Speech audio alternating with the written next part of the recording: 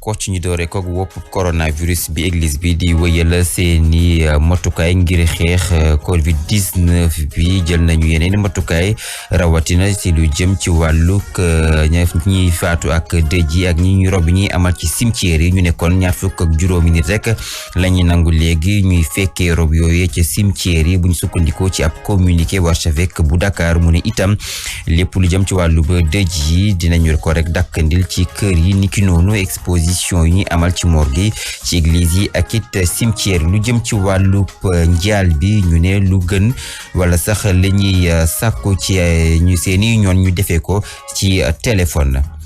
tey ji di ñaar fukki fan ak benn ci weeru janvier la ñuy fàttaliku faatuk étudiant Balla Gaye mu nga amoon ci atum 2001 ñaar fukki at ca ren ji ab janook taskati xibaar yi des kon nañ ko amal ci suba si ngir rek jëmmal bis bi ci fàttali moom étudiant Balla Gaye gi ñu ngi ko faatoon ci ay jàkkaarloog diggante takk der yi ak étudiant yi ñoom étudiants yi dañ doon bëgg rek ñoo sàkku ñu fay leen seeni bourse ñaar fukki fan ak benn ci weeru janvier la woon bal lañu ko faate woon ci atum 2001 tey itam ñuy fàttaliku ba tey it ki fi nekkoon étudiant moom it di Mamadou Diop ñu ngi ko faatoon itam ñaar fukki fan ak benn ci weeru janvier atum 2012 ci ay jàkkaarloo gi diggante takk der itam ak it mouvement M23 boobee doon naqarlu ñetteel bi candidature bu njiitu réew ma woon ci jamono jooju di président Abdoulaye Wade juróom-ñeenti at ci ren ñu wutali fële ca Nioro rawatina ñi yeewoo ca dëkk bi ñuy naan Kër Mbaba Jaxu ñoom nag ndox mu la ñu ñàkk loolee nag moo tax bu mënatuñu def seen benn liggéey juróom benn weer ci ren ñu ne ci tey ji ñu ne nag amatuñu ndox bu ñu naan wala sax bu ñu fóotee carotte walis nag ñu ne nag bis bu jot fanweeri simili rek lañ ci am ngir seen robinet am ndox lu ko mooy nag noonu la ñuy toogaatee ba ëllëg sa tax bañ ci rek interpellé jëwriñ ji gàllu lépp lu jëm ci wàllum ndox meek assainissement Abdourahmane Diallo ñu teewlu ko. depuis le 26 juillet forage Kër Mbaba tey gars yi ñëw nañ expertise technique léegi amatuñ ndox léegi yenn ñetti forage yi ñooy jox ndox léegi pompage bi dematu ci château bi mais pompage direct la ci yëpp toj na Serigne Mbaye Thiam ministre de l'hydraulique et de l'assainissement moom moo jox Flexo fii marché Flexo tey 30 000 ndox la ñu am ba pare ak ay bon de coupure te newoon na dina rembourser personnel technique bi tey mu ngi noonu man sama ndox xaw ma 1 mois mu ngi nii aw ma ndox mi nag foo romb nag ci commune bi mu ngi walaa ngaan parce que tiwo yi toj na nañu waxante dëgg nag gis nga Sénégal nag fii kenn moomu fi kenn bonne gouvernance ak transparence lañu wax nit ñi tey nag gendarmerie ñu may menace fu ñu ma lu tax ñu may menace waruma xeexal sama gox Gadiak di gox gu dëkk bu nekk fële ca commune bu Diarère ñoom nag seen poste de santé moo gàllugoo seen ndax nañu amul lenn rek nga xamante ni mënees na ko fa liggéeye loolee tax rek ba njiit la di infirmier chef de poste ba rek yëkkatay kàddoom di xam ne ni foog rek ñu indi fa ay jumtukaay ñu teewlu Mamadou Saliou Ndiaye mu ci micro Alioune Badara Sonko. gis nga bu nawet jotee daa am benn zone boo xam ne nii presque dañuy tëj. man mii di wax ak yow bu nawet jotee digg nawet su ma bëggee dem district sanitaire Fatick damay obligé dem jaar Fissel dem Thiadiaye région de Thiès donc rejoindre Fatick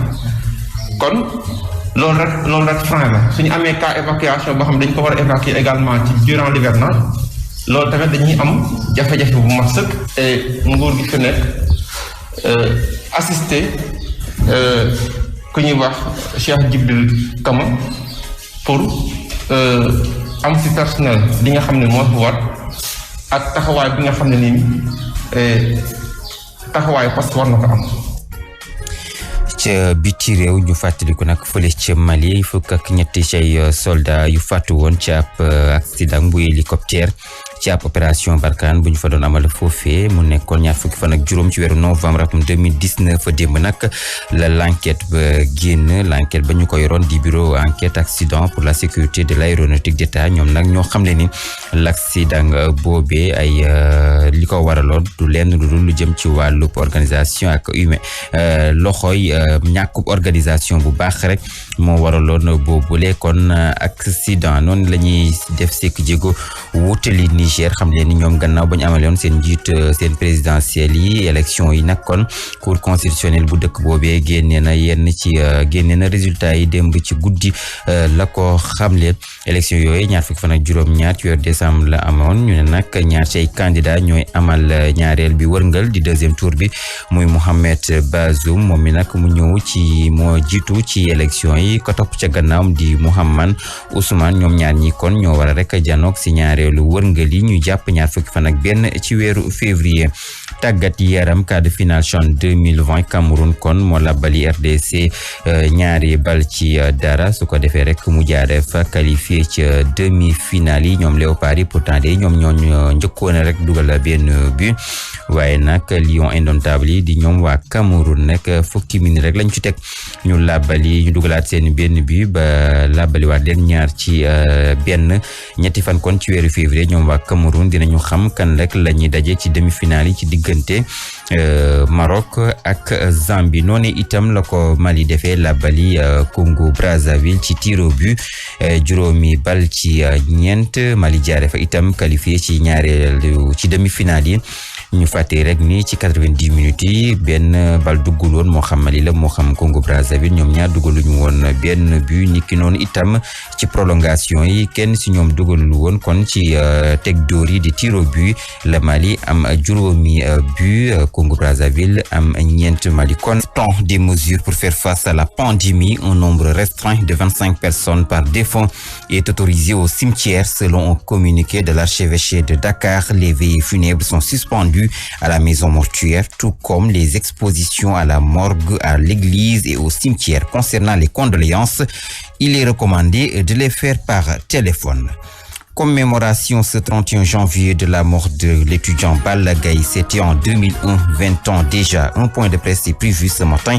pour marquer cette journée. Pour rappel, Balla Gaye a été tué par balle lors d'affrontements entre forces de l'ordre et étudiants. Ces derniers réclamaient leur bourse. C'était le 31 janvier 2001. Ce 31 janvier, l'on se rappelle également de la mort de l'étudiant Mamadou Diop. Il a été tué le 31 janvier 2012 lors d'une manifestation du M23 qui protestait contre la dernière candidature du président Wade à l'élection présidentielle. Cela fait 9 ans déjà. Dans le département de Nioro, les populations de Keur Maba-Diarou ont soif. Dans cette localité, le manque d'eau est une réalité. Depuis plus de 6 mois, les populations n'ont pas accès à ce liquide précieux et elles interpellent le ministre de l'eau et de l'assainissement, Abderrahmane Diallo, porte leur parole. On est confronté à un problème d'eau pendant 6 mois. Au niveau de notre commune principale, qui se trouve être Keur Maba-Diarou, dans le département de Nioro, arrondissement de Ouakam, on nous a promis monts et merveilles et rien de tout cela. On a mis notre 3 forages en contribution pour ravitailler cette commune-là. Mais il se trouve qu'on n'a plus d'eau. Pourquoi? Parce que tous les tuyaux sont troués. Serigne Mbaye Thiam, le ministre de l'eau et de l'assainissement, qui a passé un marché, aujourd'hui on ne reçoit de l'eau que par rapport à 30 minutes chaque jour. Et c'est pas de l'eau potable. Il nous avait promis dans le cahier de c'était une eau potable en permanence 24 heures sur 24. Et je reçois des menaces par rapport aux autres, par rapport au Covid-19. À Gadiack, localité située dans la commune de Diarrière, le poste de santé ne dispose pas de plateau technique relevé suffisant pour que l'infirmier chef de poste de la dite localité tire la sonnette d'alarme. Selon lui, il y a urgence à renforcer le dispositif sanitaire. Les explications de Momodou Salou Ndiaye au micro d'Alioune Badara Sonko. L'emplacement de Gadiack, c'est un site qui est enclavé. C'est un site qui est enclavé et vous voyez que Gadiack est entre la région de Thiès et la région de Diourbel. Ce qui explique que la position de Gadiack, c'est un site frontalier entre ces deux régions. Durant l'hivernage, nous sommes vraiment complètement fermés. Moi, personnellement, pour faire des réunions de coordination, je passe par Fissel, rejoindre Diadiack pour rejoindre Afat. Qu'on puisse doter de Gadiack un infirmier d'État, mais également une sage-femme. Hors de chez nous au Mali, l'on se rappelle de ces 13 soldats tués dans une collision entre deux hélicoptères au cours d'une opération antiterroriste de la force Barkhane à l'ouest de Ménaka. C'était le 25 novembre 2019. Le bureau enquête accident pour la sécurité de l'aéronautique d'État a publié son rapport hier. Pour le bureau d'enquête, les causes de ce crash relèvent exclusivement de facteurs organisationnels et humains. Au Niger, l'affiche du second tour de la présidentielle est confirmée. La Cour constitutionnelle nigérienne a validé dans la nuit de samedi à dimanche les résultats du premier tour du 27 décembre dernier. Sur les 30 candidats, c'est bien Mohamed Bazoum qui arrive en tête, suivi de Mahaman Ousmane. Ils sont donc les deux candidats retenus par la Cour pour le second tour du 21 février prochain. Sport. Quart de finale CHAN 2020, le Cameroun domine la RDC à Douala 2-1 et se hisse en demi-finale. Les Léopards ont marqué les premiers, mais les Lions indomptables à domicile ont renversé la vapeur en l'espace de 10 minutes en première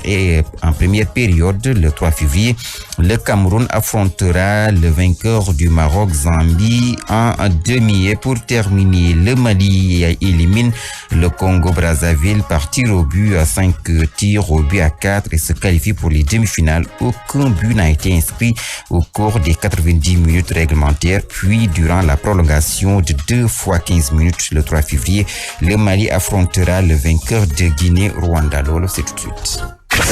Zik FM 89.7 cib tënk la ci kàllaamay Kocc ñu doore koog wopp coronavirus bi église bi di wëyal seeni matukaay ngir xeex Covid-19 bi jël nañu yeneen matukaay rawatina ci lu jëm ci wàllug ñi faatu ak dëj yi ak ñi ñu rob ñi amal ci cimetière yi ñu nekkoon 26 nit rek la ñuy nangu léegi ñuy fekkee rob yooyu ci cimetière yi bu ñu sukkandikoo ci ab communiqué archevêque bu Dakar mu ne itam